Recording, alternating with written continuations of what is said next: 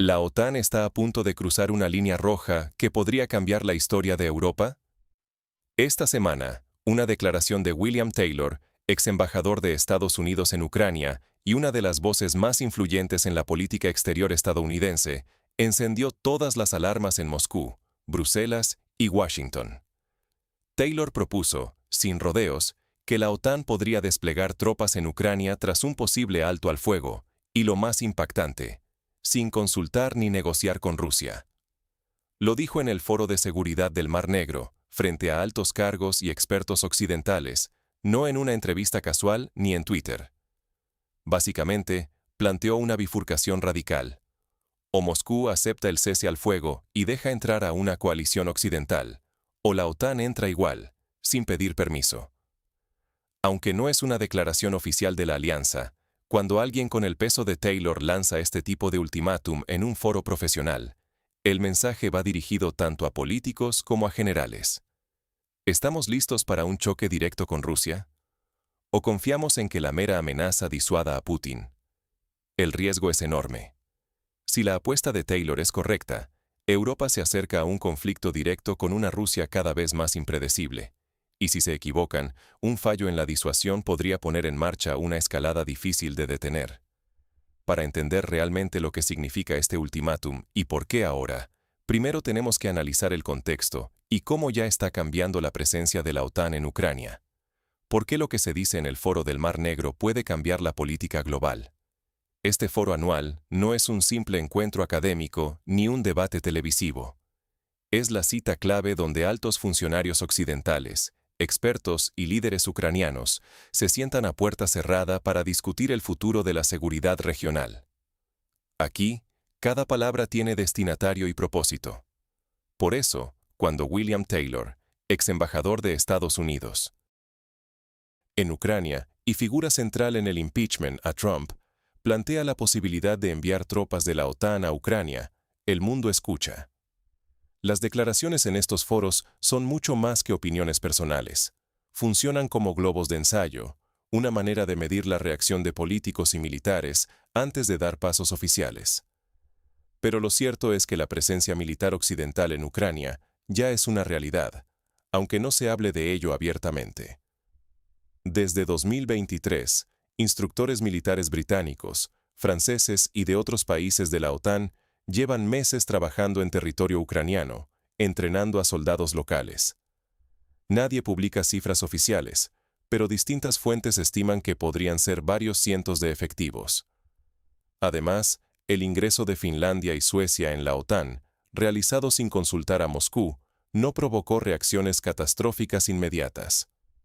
Todo esto marca una nueva dinámica. La presencia, aunque limitada, de fuerzas OTAN en Ucrania ya cambia la percepción rusa y eleva el riesgo de escalada. Es en este contexto donde las palabras de Taylor pesan más. Porque ahora, el dilema es ineludible. Europa parece estar dispuesta a intervenir más allá de lo simbólico, justo cuando Estados Unidos, su principal aliado, está distraído por otras crisis. Entonces, ¿qué lógica estratégica hay detrás de este ultimátum?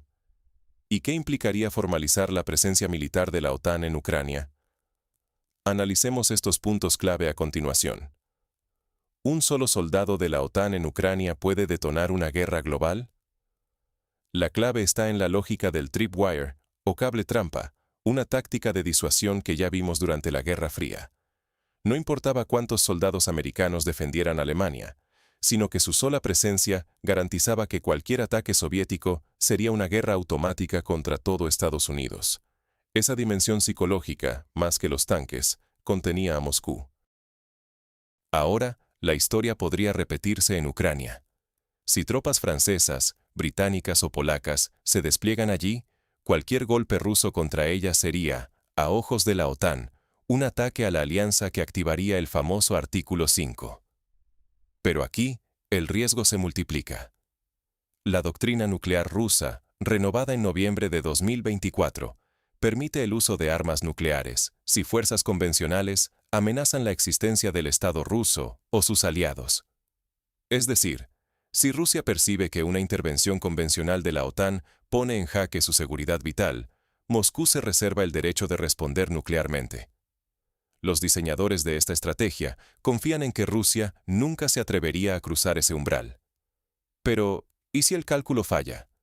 ¿Y si Moscú siente que no tiene otra opción? Un error de juicio podría desencadenar una escalada nuclear en pleno corazón de Europa, alterando el destino de millones para siempre. Así que la pregunta es, ¿están los líderes europeos dispuestos a asumir ese riesgo, justo cuando Estados Unidos mira hacia otro lado? Pero, ¿quiénes están realmente listos para enviar tropas y qué ya se ha acordado entre los europeos? Europa quiere actuar, pero ¿puede hacerlo sin Estados Unidos? A inicios de 2025, ante el estancamiento en Ucrania, surge la idea de una coalición de los dispuestos, encabezada por Macron. Francia, Reino Unido, Polonia, los bálticos y los escandinavos empiezan a considerar un despliegue militar tras un posible alto al fuego. Francia y Reino Unido, los únicos con armas nucleares en la UE, han llegado incluso a definir parámetros concretos. Hasta 10.000 soldados británicos desplegados en el oeste de Ucrania, paracaidistas y aviones franceses, y apoyo logístico desde Polonia.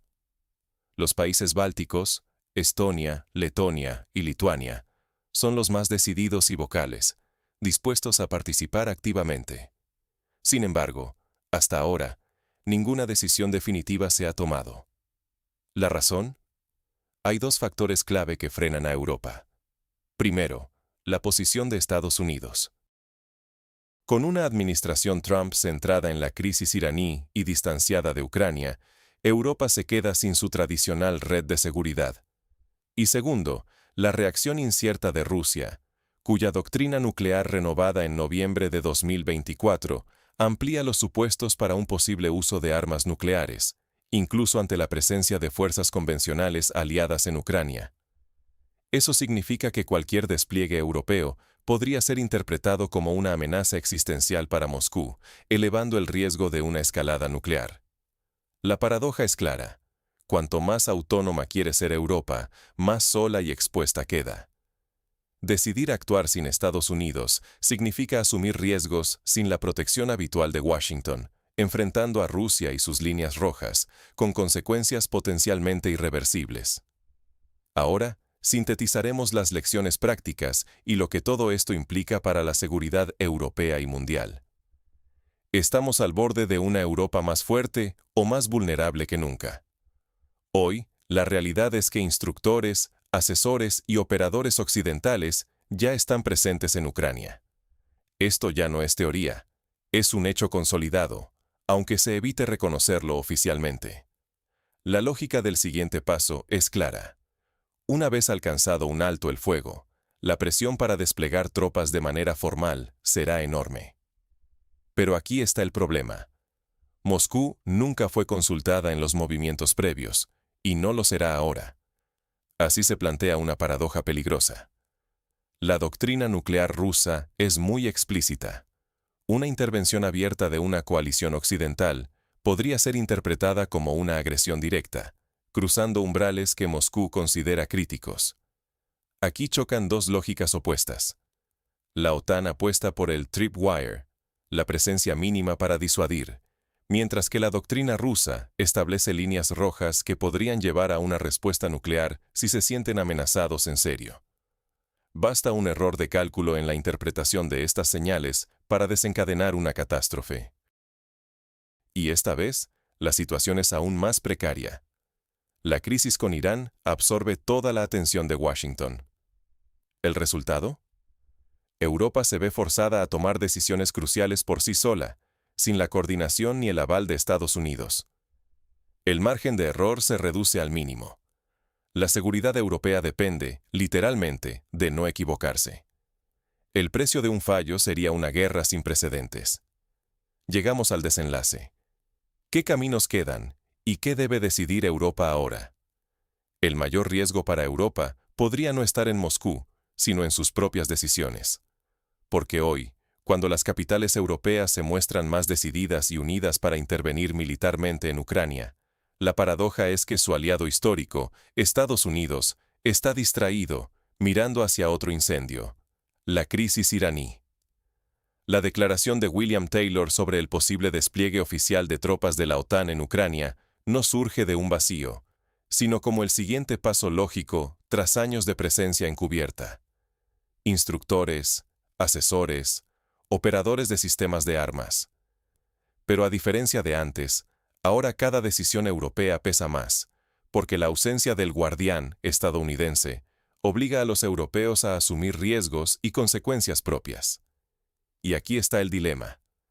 La lógica de disuasión occidental, el famoso tripwire o cable trampa, es decir, poner tropas que harían demasiado costoso para Rusia cualquier ataque, choca de frente con la nueva doctrina nuclear de Putin, mucho menos ambigua y mucho más dispuesta a responder a cualquier despliegue que cruce ciertas líneas. Occidente apuesta a que Moscú no cruzará ese umbral nuclear porque sería irracional. Moscú, en cambio, dice que hay preguntas que no esperan respuesta, solo reacción. ¿Quién tiene razón? Nadie puede saberlo con certeza. Si alguno de estos cálculos falla, si Europa sobreestima su capacidad de disuasión, o si Rusia subestima la determinación europea, las consecuencias pueden ir mucho más allá del conflicto en Ucrania. Un error de juicio ahora podría poner en peligro no solo la autonomía europea tan anhelada, sino literalmente la estabilidad mundial. Por eso, lo que está en juego en este momento es más que un simple juego de ajedrez entre potencias. Europa se encuentra en una encrucijada. ¿Apostar por una nueva autonomía militar y arriesgarse a forzar la escalada, o buscar otras vías de seguridad colectiva? ¿El despliegue de tropas será el seguro de paz que muchos esperan? ¿O el detonante de una crisis mucho mayor? Ahora quiero saber tu opinión. ¿Crees que la presencia de tropas europeas en Ucrania, después de un posible alto el fuego, serviría para disuadir a Rusia? ¿O es un paso que hace más probable una nueva escalada? Déjamelo en los comentarios. Tu reflexión es clave en este momento en que Europa decide su propio destino. Y quizá, el de todos nosotros.